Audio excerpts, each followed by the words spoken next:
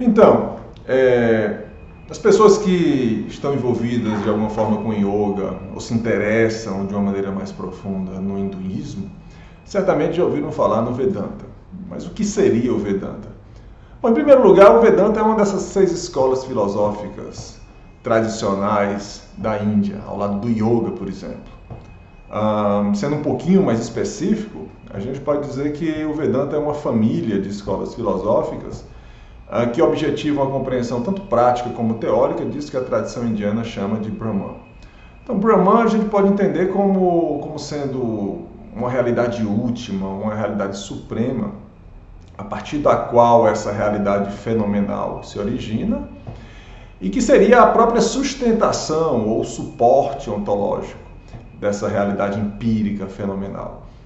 E o Vedanta certamente ajudou a moldar muito do que a gente chama hoje de hinduísmo, tendo influenciado de forma determinante o yoga moderno. Meu objetivo aqui então vai ser falar um pouquinho mais sobre Vedanta, naturalmente, centrando nos 4 pontos que essa minha definição toca. E aí eu começo pelo segundo ponto da definição, que menciona esse que é o conceito central do Vedanta, que é o Brahman. Então, Brahman a gente pode entender, indo um pouquinho mais além do que eu falei agora há pouco, a gente pode entender como sendo um princípio único que explicaria ou estaria por trás dessa realidade fenomenal e empírica que, todos nós sabemos, é extremamente diversa e plural. Então a ideia do Vedanta é que, apesar dessa pluralidade, apesar dessa diversidade do mundo fenomenal, ou seja, de como o mundo aparece na nossa consciência, apesar disso, existe um princípio único que está por trás dessa diversidade. Então seria algo que todos os seres teriam em comum. Então a gente pode considerar, em um certo sentido, como o Brahman sendo a essência, o princípio espiritual, se você quiser chamar assim, de todos os seres. Esse conceito, o conceito de Brahman, ele aparece pela primeira vez nas Upanishads, que são uma parte desse conjunto de textos antigos chamados de Veda ou Vedas, que são as escrituras clássicas e consideradas divinas pela tradição indiana. Na verdade, as Upanishads são, cronologicamente falando, a parte última dos Vedas. E o Vedanta seria a tentativa de sistematizar o pensamento ou a filosofia que está contida nas Upanishads. Vedanta significa literalmente o fim dos Vedas, significando, nesse sentido mais cronológico, que o objetivo do Vedanta são esses textos que são a parte última dos Vedas, mas também significando que o Vedanta trataria do fim último, ou do propósito dos Vedas, ou seja, aquele tópico para o qual os Vedas apontam. Essa sistematização das Upanishads, ou do pensamento das Upanishads, vai aparecer pela primeira vez em um texto posterior chamado de Vedanta Sutra. Então, o Vedanta Sutra é o texto central do Vedanta, o texto que caracteriza o Vedanta como uma escola filosófica independente. Essa sistematização ela se faz necessária porque as Upanishads, que em sua grande maioria são diálogos, né, as Upanishads mais antigas, nas Upanishads você não tem um pensamento sistemático, você não tem uma filosofia arrumadinha. Então, o Vedanta, de uma forma geral, e o Vedanta Sutra, de uma forma mais específica, seria uma tentativa de sistematizar as ideias contidas, ou pelo menos uma parte das ideias contidas nas Upanishads.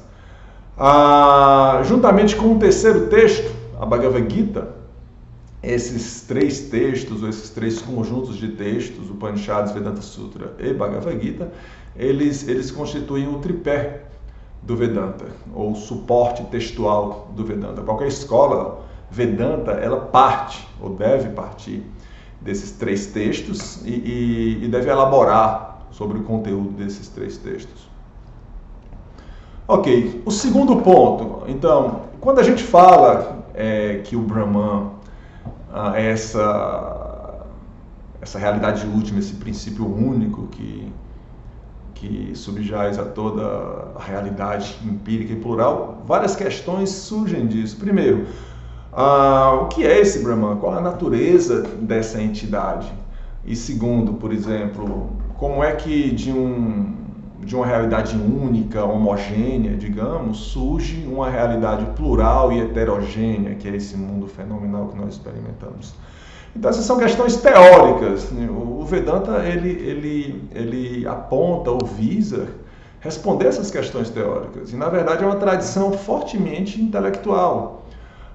Se você ler os grandes comentários ao Vedanta Sutra, você vai encontrar movimentos clássicos daquilo que a gente poderia chamar de filosofia. Você encontra posições filosóficas específicas sendo colocadas, argumento sendo usados em defesa dessa posição filosófica. Você encontra objeções a essa posição filosófica sendo antecipadas e argumentos sendo usados para derrotar essas objeções. E você também encontra críticas argumentativas de posições rivais. Então você tem esse viés fortemente intelectual e teórico na tradição Vedanta e em boa parte das tradições filosóficas indianas. É por isso que eu estou usando aqui o termo filosofia. Mas você também encontra um outro lado da moeda, por assim dizer. Supostamente esse Brahman está para além da linguagem. Se ele é a própria sustentação do mundo fenomenal e a linguagem é um dos itens dessa realidade empírica, né? O Brahman estaria também para além da linguagem. Então, nesse sentido, o Vedanta também objetivaria uma compreensão prática ou mística, se você quiser chamar assim, do Brahman, além de uma compreensão teórica. E, na verdade, essa compreensão mística é que tornaria possível uma compreensão plena ou completa do Brahman. O Brahman não poderia ser compreendido de uma forma completa meramente de uma plataforma intelectual, teórica.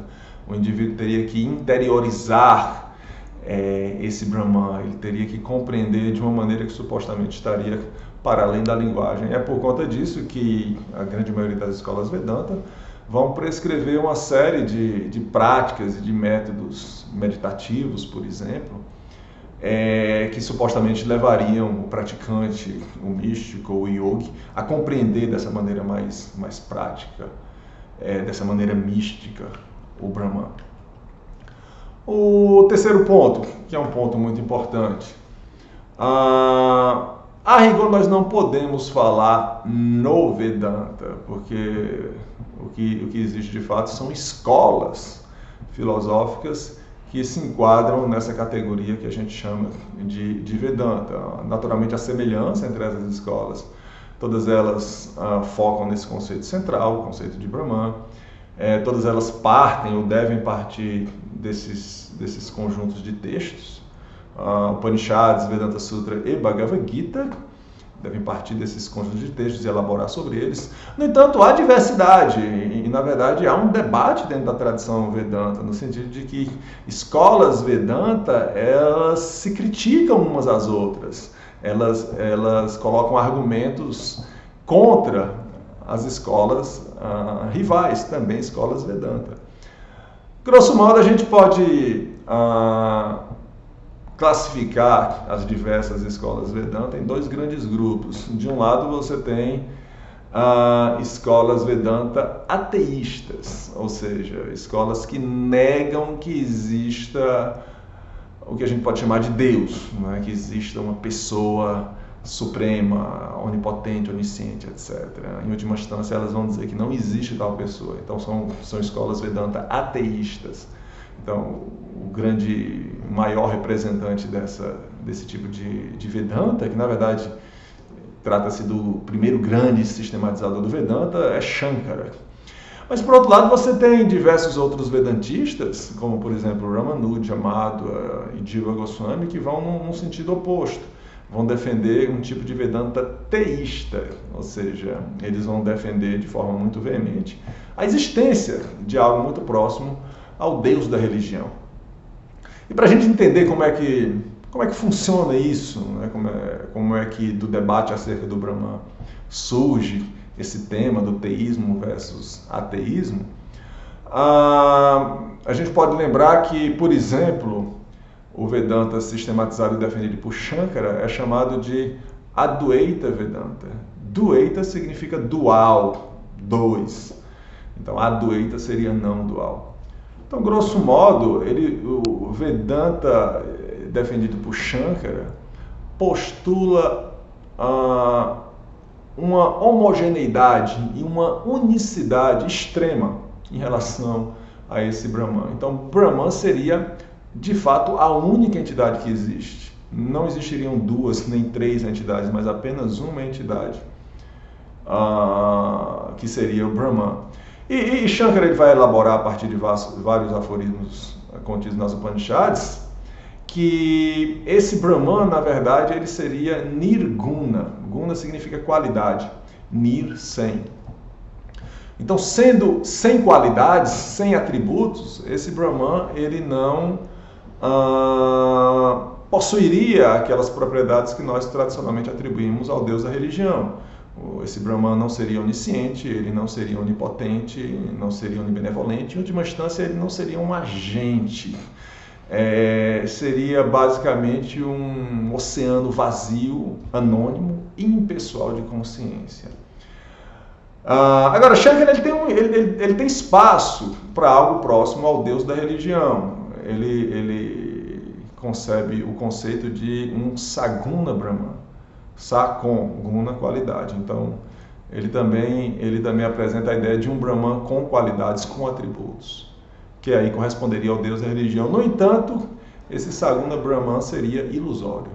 O Nirguna Brahman, o Brahman sem qualidades, é que seria o Brahman real. E essa questão do ilusório desempenha um papel fundamental na filosofia de Shankara. Por exemplo, o nosso sentimento ou sentido de individualidade também seria ilusório. Então, eu tenho convicção que eu sou um ser individual, você que está assistindo, imagino, também tem essa convicção. No entanto, de acordo com Shankara, essa convicção é ilusória, porque lembre-se, Shankara nega que existam duas entidades no universo. Só existe uma entidade, que é Brahman. Então, eu não posso ser uma entidade diferente de você ou diferente dessa câmera, por exemplo. Somos todos uma única entidade. Então, esse sentimento que eu tenho de individualidade, ele é ilusório. E aí a ideia é que quando o místico, o yogi, ele atinge esse estágio de compreensão do Brahman, ele entende que ele próprio é Brahman. E que essa ideia que ele tinha de que ele era um ser individual, único, diferente dos demais, ela era ilusória. Isso contrasta, por exemplo, com o Vedanta defendido por Madhva, que é chamado de Dvaita Vedanta. Então, Dvaita, dual, dois. Então, Madhva já vai defender que existe no mínimo duas categorias de seres ou de entidades na realidade. De um lado, você tem o Brahman, né, que ele vai defender como sendo uma pessoa suprema, algo muito próximo do Deus da religião, e do outro lado você tem os seres individuais, você tem o que é chamado de Jiva, almas individuais. Então, e essa individualidade ela seria algo perene, seria algo essencial.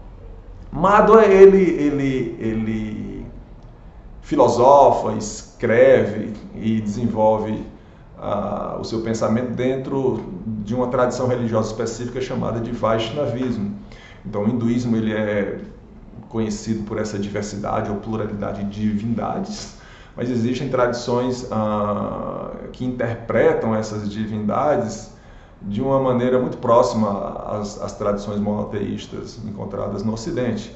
Então, apesar de haver várias divindades com D minúsculo, Madhva, por exemplo, vai defender que existe uma divindade, ou um Deus com D maiúsculo, que de acordo com Madhva é Vishnu ou Narayana. Então, esse ser supremo, essa divindade com D maiúsculo, seria Brahman. Brahman seria, em última instância, uma pessoa suprema, mas uma pessoa a qual você pode atribuir todas essas características que nós atribuímos a Deus: onipotência, onisciência, etc.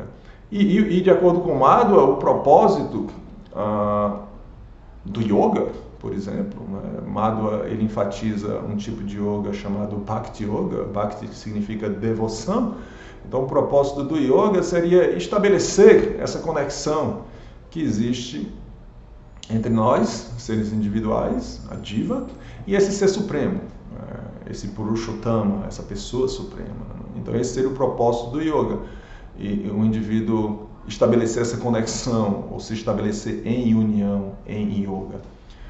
Ramanuja e Jiva Goswami, eles vão seguir um caminho semelhante, pelo menos no que se refere a esse aspecto de teísmo.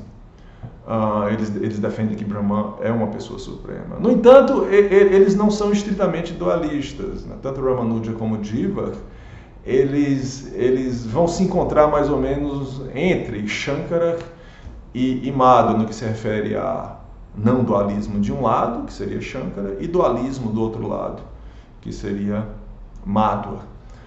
Mas aí essa ideia de yoga enquanto restabelecimento de uma conexão, de algo que é compartilhado entre a Jiva, o eu individual, e esse eu supremo, ele é predominante tanto em Ramanuja quanto em Jiva. Então a ideia é que, apesar do fato de haver uma distinção entre o eu individual e o eu supremo, a individualidade ela permanece sempre, há algo em termos espirituais em comum entre esses dois seres. Então todos nós seríamos Brahman em qualidade, mas em quantidade, por assim dizer, haveria essa diferença entre o eu individual e o eu supremo, e o propósito do yoga seria nós tomarmos consciência plena desse aspecto espiritual essencial que há em comum entre nós, seres individuais, e o ser supremo e o eu supremo. E, finalmente, o último ponto, o Vedanta influenciou de uma forma muito forte isso que a gente chama hoje de hinduísmo. De forma bem breve, só para dar uma ideia para vocês, no final do século XIX, início do século XX, a Índia estava sob o jugo britânico, e diversos pensadores e intelectuais, entre eles Aurobindo, Radhakrishna, que foi o segundo presidente da Índia, e mesmo Gandhi, eles tentaram dar um sentimento de unidade nacional à Índia. E o Vedanta foi escolhido como a filosofia oficial, né, do hinduísmo, né, mais especificamente o Advaita Vedanta. Então houve um movimento, muitas pessoas veem como artificial, de impor uma unidade em termos de religião, em termos de pensamento filosófico à Índia. E o Vedanta entrou como sendo essa filosofia universal que estaria por trás do hinduísmo. Muitas vezes esse movimento é chamado de neo-hinduísmo ou neo-Vedanta. Se referindo a algo um pouquinho mais próximo de nós, ao yoga, o Vedanta também influenciou de maneira considerável o yoga moderno. Inclusive, influenciou no que se refere ao próprio significado da palavra yoga. Então, a gente encontra comumente nos livros recentes, né, yoga como significando união. Agora, curiosamente, yoga enquanto união é um conceito Vedanta. Por exemplo, o texto central do yoga enquanto escola filosófica, que é o Yoga Sutra, não contém yoga com esse significado. Na verdade, surpreendentemente, né, muitos comentadores do Yoga Sutra, entre eles um comentador muito famoso chamado Bodhideva, vão dizer que yoga, na verdade, no Yoga Sutra significa o oposto de união. Significaria vi-yoga, ou separação. E a ideia disso não é muito difícil de entender. Basicamente, o Yoga Sutra prescreve que o eu individual, o Purusha, ele deve se livrar, ou ele deve se desvencilhar das influências que Prakriti, ou a natureza material, exerce sobre a sua mente. Então, aí um movimento de separação, onde o Purusha deve se separar dessa sua cobertura material, por assim dizer. Agora, já nas Upanishads, por exemplo, e de forma muito forte na Bhagavad Gita, que são textos Vedanta, a gente já encontra yoga significando união, explicitamente. E essa ideia ela vai influenciar a tradição do Hatha Yoga. Por exemplo, esse texto, o Gerhanda Samhita, que é assim, o que há de mais próximo, o que há de mais próximo de nós em termos de prática moderna do yoga, você encontra yoga significando, ou você encontra o objetivo do yoga como sendo definido explicitamente como a união do yogi com Brahman. Você encontra esse conceito de Brahman no Gerhanda Samhita. E você não encontra no Yoga Sutra, por exemplo. E essa influência ela vai se tornar bem mais forte no século XX, quando o yoga ele é transplantado para o Ocidente.